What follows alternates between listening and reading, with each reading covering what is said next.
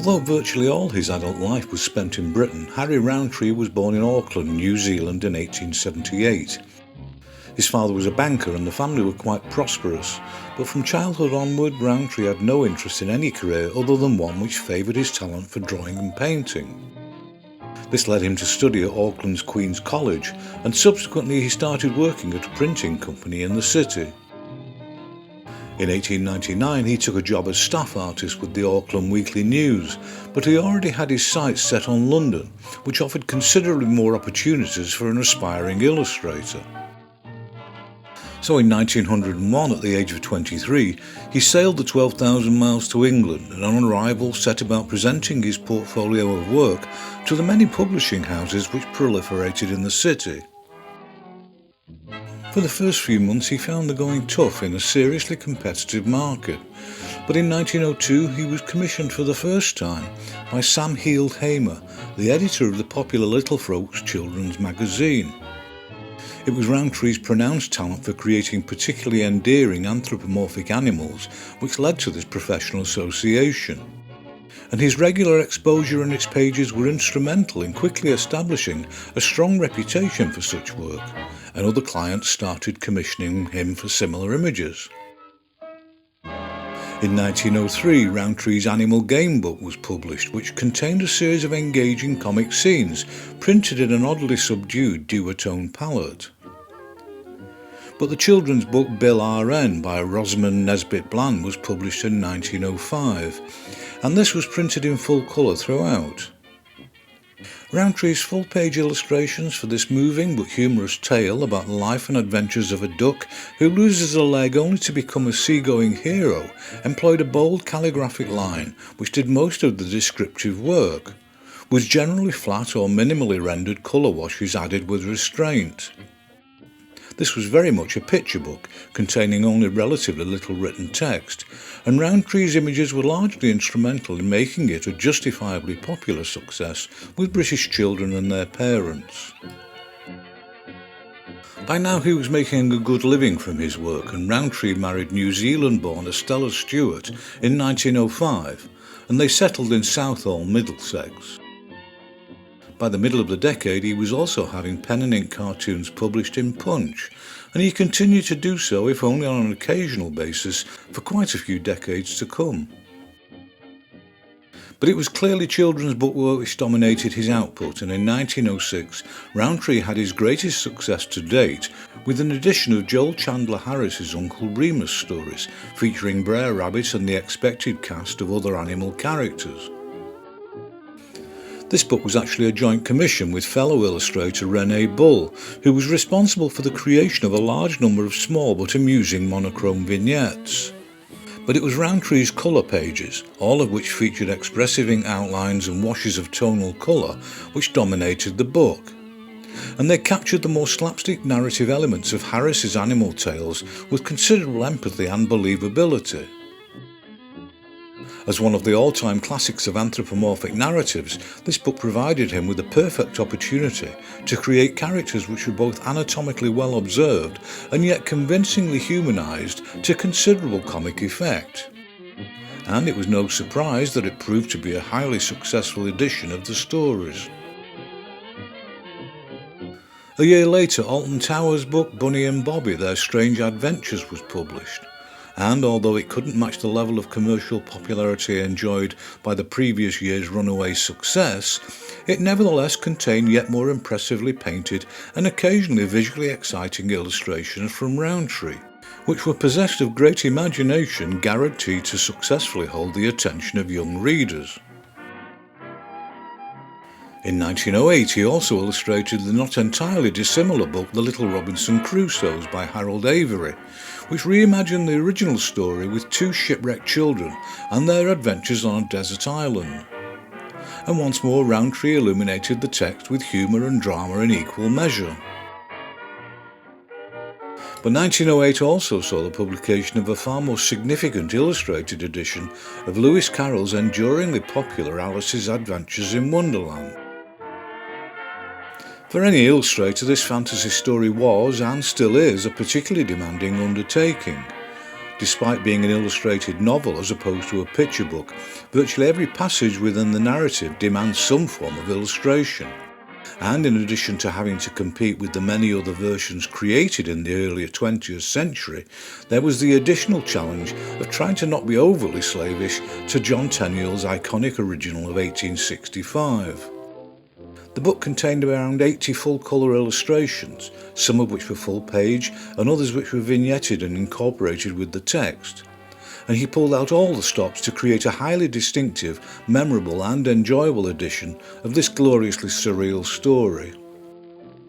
Rountree was also a keen golfer, and in 1910 he created a series of watercolours to illustrate Bernard Darwin's book The Golf Courses of the British Isles, which were competent enough but really couldn't compete with the engagement or playful imagination of his humorous children's character-based work. In the same year he illustrated the book Santa Claus, which was an example of what were called rag books, printed for reasons best known to the Edwardians on coarse textured linen rather than paper. Nevertheless, his illustrations were uniformly bold and jolly. Rowntree's productivity was nothing less than jaw-dropping at this time, and 1910 also saw the publication of the fantasy tale Gervase and the Magic Castle, with sophisticated watercolour illustrations not even remotely similar to the Santa Claus book. And any line work had been created in pencil as a foundation on which to build the tonal colour. Among other occasional and unexpected more serious projects Rountree worked on was an edition of Arthur Conan Doyle's fantasy adventure story The Lost World. It was originally published in the Strand magazine and subsequently in book form in 1912. Unfortunately, half-tone monochrome printing did not get the most out of Rowntree's dramatic images.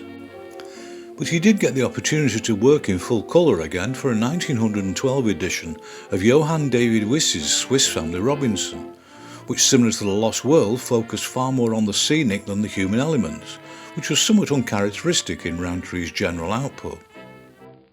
Throughout the creation of these books, his monochrome humorous pen and ink drawings had continued to be published in Punch, and many others continued to appear in other magazines for both adults and children. Many of them were commissioned by Little Folks magazine and were frequently reprinted in the annual book compilations, and made the perfect birthday or Christmas gift for the youngsters. But I confess that among these entertaining images there were others for which I couldn't say with any confidence who had published them. When the Great War began in 1914, Rountree served as a captain in the British Army, but was lucky enough to not take part in any actual combat. Consequently, his output barely slowed down at all, other than the necessary restrictions put on printing at the time.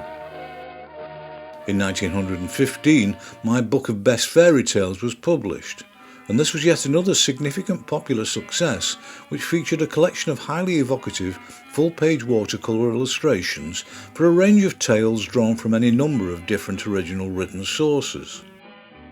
And for these he once more let the painting do most of the work, using meaningful tonal washes over his pencil drawings, and a complete absence of the ink line he had used elsewhere. This was another significant large body of narrative fantasy illustration, and every one of these images captured an iconic moment from the various tales with distinctive visual qualities to bring them alive for the reader. Such was its popularity that the book was reprinted several times in the years that followed and was translated for publication in other countries where it met with similar success. A year later, Rowntree's Ridiculous Rabbits was published in 2 volumes, and this agreeable set of character studies could not have been more stylistically different, reverting as it did to his use of bold calligraphic line and mechanically applied flat colour. When the war ended in 1918, Rountree became one of the tutors at Percy Bradshaw's correspondence course, and was one of those chosen to feature in his book The Art of the Illustrator. His flair for anthropomorphic animals continued to keep him busy with more magazine illustrations, and Little Folks remained a steady source of income in this period. But alongside his more humorous images, he also had success with some well-observed and skillfully executed watercolour wildlife studies of birds, and this remained a lesser but no less appealing feature of his output for the rest of his career. By this time, Rountree was being published throughout Europe and in the USA, and in 1919 he illustrated The Way of the Wild, written by F. St. Mars, published in New York with uncharacteristic pen and graphite monochromes, which were far from humorous and highlighted the more predatory aspects of the natural world. In 1924 he returned to more expected material with his illustrated edition of Aesop's Fables, and he created several full-page watercolour illustrations which made only minimal use of line work again, and once more relied on the quality of his watercolour rendering skills. But in addition to these full pages, there were far more vignetted illustrations also created, in which background was kept to a minimum, with only elements relevant to the narrative moment visually suggested. With this device, Rountree prompted the viewer to concentrate on the human and animal characters, and this was another very successful publication which was still being reprinted decades later. To date, Rountree hadn't evinced any particular interest in advertising work, but in 1928 he created this dynamic, brightly coloured poster for the New Zealand Tourist Board. And in that year a new version of Lewis Carroll's Alice was also published. This time around there were only a handful of full-colour pages produced, but although they weren't many, the visual qualities were every bit as obvious as in the edition published 2 decades earlier. In this edition, Alice was updated as a typical child of the 1920s, and there were other, less obvious concessions in a couple of other characters too. And with significantly fewer colour pages, by far the bulk of the narrative duties were performed by dozens of monochrome spot illustrations, which showcase Rowntree's enviable and apparently effortless mastery of pen and ink drawing. Not that more evidence was really needed. I can only assume it was a financial decision by the publishers to favour the monochromes over the colour work, but Rowntree's persistent creative imagination and characterful creations really had no need of colour, and its absence and generally minimal use of backgrounds was no impediment to their admirable qualities. In 1930 he collaborated with his daughter Linda on Ronald, Rupert and Reg, but as with others I could only find the cover and this single usable image to show. This striking illustration of a black cat was published in Tatler magazine in the same year, and so was this mesmerising leopard illustration which was published in Nature magazine. And although I found a couple of other wildlife images, I couldn't say with any confidence where or for that matter when they were published. In the early 1930s, Rountree seems to have had a break from his usual magazine and book illustration, with the production of a series of press advertisements for Mansion Furniture Polish. Most of these were rendered and printed in monochrome line only, but of course that was one of his most successful and expressive techniques, and he brought to bear all his expected anthropomorphic skills and humour to this long-running campaign. His charming, occasionally mischievous animal characters and their activities couldn't fail to bring a smile to the face of the reader, while making a memorable impact by association with the product. There were considerably fewer colour images featured, but those that were used in the campaign, which ran for the best part of a decade, serve as a reminder of just how attractive and entertaining illustrated advertisements used to be. By the second half of the 1930s, examples of Rowntree's book and magazine illustrations were getting noticeably thinner on the ground, although no less appealing than previously. In 1937 he created monochrome for Olive Den's story The Nixie from Amsterdam, but I could only track down these 2 examples to show. And as the 1940s began, there was also some minimal evidence of work created for books written by Enid Blyton. In 1942 the Rowntrees moved to St Ives in Cornwall, where other than indulging his passion for golf, he increasingly turned to watercolour landscape painting and had a sideline creating sentimental animal portraits and occasional caricatures of his golfing acquaintances. The last example of illustrated bookwork I found was a collection of amusing full-colour pages for Winifred Humphrey's story about the rabbit's wog and wig, published in 1947. And it was a conspicuous return to form, which showed clearly that even if his inclination to produce such images had largely evaporated by this point, his skill and imagination certainly had not. And Harry Rountree died in Cornwall in 1950 at the age of 72. In his lifetime he had illustrated over 400 books, some of which he authored or co-authored. His work had also appeared in more than 100 different magazines for both children and adults, and I can't think of anyone who demonstrated more relentless good cheer and visual expressiveness than he did. The quality of his endearing anthropomorphic characters alone should have ensured a far more enduring reputation than he has enjoyed, and as far as I'm concerned, he was one of the finest children's illustrators working in the highly competitive British children's book market in the first half of the 20th century. In addition to the images already shown, there were quite a few which I couldn't date or discover where they'd been published, and so I'm making the best possible use of these last moments in the tribute to display as many of them as I can, with a few other spares, for my own entertainment and hopefully yours too.